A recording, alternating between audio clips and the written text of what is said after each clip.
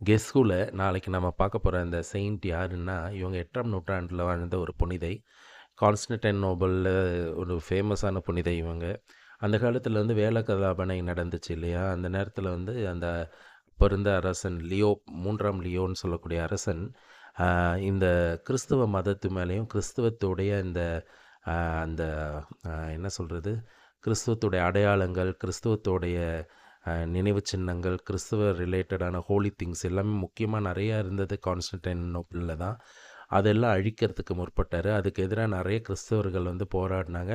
அதில் இந்த புனிதை வந்து ரொம்ப முக்கியமானவங்க. இவங்க ஒரு ஏழ்மையான குடும்பத்தில் பிறந்தவங்க. இவங்க பெற்றோர்கள் வந்து ரொம்ப சின்ன வயசுலேயே இறந்துட்டாங்க. அதனால் இவங்க என்ன பண்ணுறாங்க, புனித அனஸ்தேசியா சபையில் சேர்ந்து ஒரு கன்னியராக தன்னை இணைச்சிக்கிட்டு அதில் போராடுறாங்க.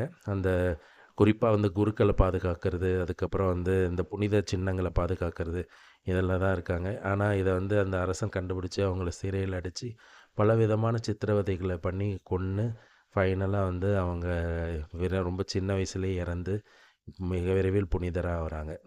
யார் அந்த புனிதை? கண்டுபிடிங்க. இதுதான் நாளைக்கு நாம் வந்து பார்க்க போகிற கெஸ் ஹூல பார்க்க போகிற இந்த புனிதை. Praise the Lord.